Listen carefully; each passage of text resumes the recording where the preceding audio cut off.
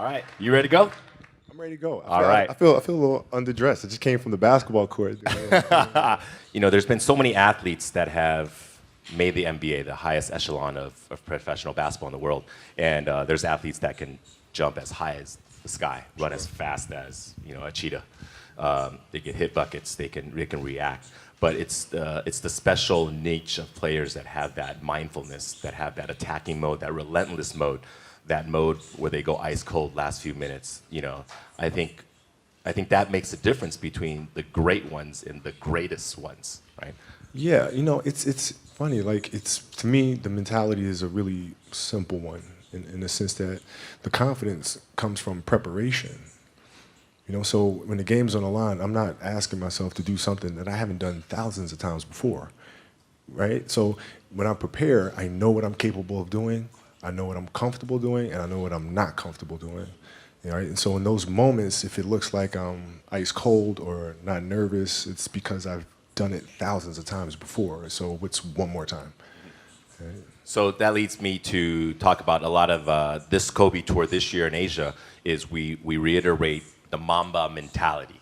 You know, can you talk a little bit about what the Mamba mentality is? Because that's something that's been developing over, I don't want to say 20 years. It's been developing for 35 years, right? Since you were a little kid. Well, I mean, overall, you know, the idea is a very simple one. And, you know, the Mamba mentality simply means trying to be the best version of yourself.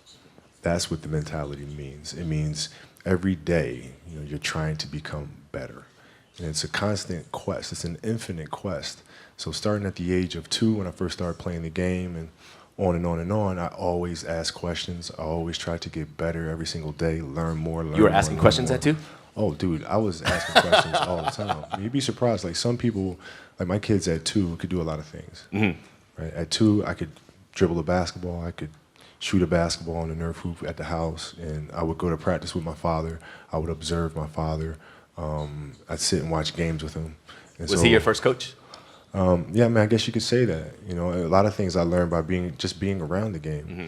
Right? So by the age of 6, I was already strategizing versus other 6-year-olds. You know, at the age of 6, I figured out 6-year-olds couldn't dribble with their left hand.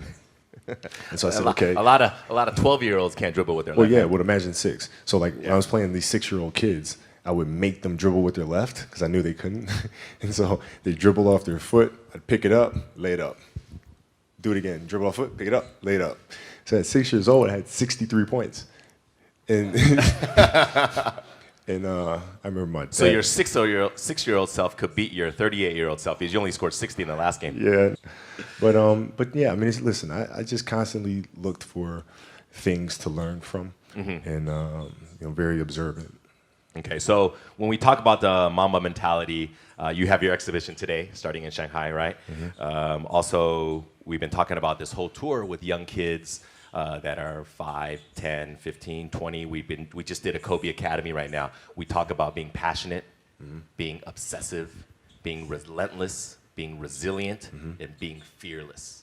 These are the 5 pillars of the Mamba mentality. So we'll kind of break that down today. Sure. The first one is to be passionate. You know, what is that? Is there a moment where you can define your passion for the game, or was it just something accumulated over time? Well, I mean, you know, the passion came from the love for the game. You know, I loved everything about it, like the smell of the ball. You love the smell of the ball? Yes, the ball. You know, the smell of like brand new sneakers and like the sound the ball makes when it hits the ground. Sneakers in the gym. Sneakers squeaking. Yeah, the ball going through the net, like all those things I love. And so the passion comes from that, because once you have that love, you just want to be a part of this thing all the time. When you talk about this love, when does it develop? Did you like it when you were 5, or is it something that kind of gradually? I was 2. I was born, and I was born to play basketball. You know what I mean? And I played a lot of different sports, but nothing brought me the sense of peace and of escape, you know, that the game of basketball did. Is it an escape when you get on the court? Is that your zen time, your solitude time? Yeah. Even though it's a teamwork game? Yeah, when I need that escape, it's there for me, right? When I need a friend, it's there for me. You know, when I need to vent and don't dunk and the Mamba comes out. It's there, you know. So the game is absolutely everything for me. When we talk about trying to get kids to be passionate? I don't think your situation is the norm. Not every kid knows their passion at 2 or 5, right? How do kids find that passion then? Well, right? I think as Because parents, we just try to. you embraced it right away Yeah, too. I mean, I think as parents, we try to put them in different things, try to expose them to as many things as possible, and then see if there's one thing that connects with them. You know, because if it does, you don't have to tell them to do it. You know, whether it's writing or painting or drawing. You know, if they have that passion, you don't have to tell them. They'll go off and do it because it's just fun. They'd rather do that than anything else. So, but as parents, it's our job to just expose them to as many things as possible and see which one they gravitate to the most. It's interesting because you talk about kids, right? Originally we were talking about you. Now you're talking about your kids and their passions. Do you kind of feel that passion for them and say, hey, let's go play some basketball or volleyball or let's go swimming? Yeah, we expose them to all kinds of. I mean, they play a lot of different sports. They do a lot of things creatively, you know, in writing and things like that, and designing, and you just sit back and you just watch which one they move to, and then it's our responsibility as parents to try to set them up for success as much as we possibly can. Do you want them to play basketball? I want them to find whatever it is that they're passionate about, like whatever they feel like their purpose is. Then that's what I want them to do. Do they love basketball though? Your girls? So my youngest one. She does. She wants to play, and she wants me to teach her how to play this summer. And you know, our eldest is really into volleyball. So but we'll see. You know, our passions tend to change. So you're gonna get into volleyball now? Well, yeah. I mean, my sister was a great volleyball player, so we have a teacher in the family. Is there one moment where you can say it defined your passion for basketball? Is there a story or moment when you said, "Damn, that was it. That was like when I felt really passionate"? No, it doesn't. It never leaves. It never leaves. Like the game is just a part of me. So it never leaves. Even now that I'm retired, you know, everything that I've learned from the game of basketball, I've carried it over into life. You know, like basketball's helped me be a better person, a better friend, a better father. Well, because there's life lessons that are within the game, like communication, like unselfishness, like attention to detail, and empathy and compassion. Like all those things are in the game. And as an athlete, if we are aware of those things, it helps us become better human beings. And you can apply that toward your post basketball days. Retirement into your business world, your future ventures? Sure. I mean, you can apply, you know, I was applying that even while I was playing, just in life outside of the game, and even more so now, you know, in building a business and all these things, you know, the kind of culture you want to have, you know, all those things are directly learned from the game of basketball for me. Next up is the next pillar, be obsessive. Obsessive. That's, I think a lot of people equate that with you. You know, Kobe is obsessive in a lot of things. We've been doing this for, 8 years now, Asia tour. You know, I've been with you for a long way. The one moment that stands out of, we've done, I don't know how many we've done, 800 events. The one time was 4 a.m. We went out to practice at 4 a.m. And that was your idea to do it. But, and then, you know, all these Nike people are like, no, let's not do that. And then you're like, let's do it at 4 a.m. So you got security, you got brand marketing, sports marketing going, no, let's not do it. You're like, let's do it.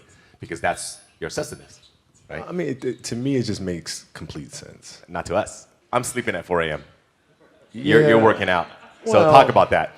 Okay, so if your job is to try to be the best basketball player you can be, right? To do that, you have to practice, you have to train, right? You want to train as much as you can, as often as you can. So if you get up at 10 in the morning, train at 11, right? 12, say 12, train at 12, train for 2 hours, 12 to 2. You have to let your body recover. So you eat, recover, whatever. You get back out, you train, start training again at 6. Train from 6 to 8, right? And now you go home, you shower, you eat dinner, you go to bed, you wake up, you do it again, right? Those are 2 sessions, right? Now imagine you wake up at 3, you train at 4. You go 4 to 6, come home, breakfast, relax, blah, blah, blah. Now you're back at it again.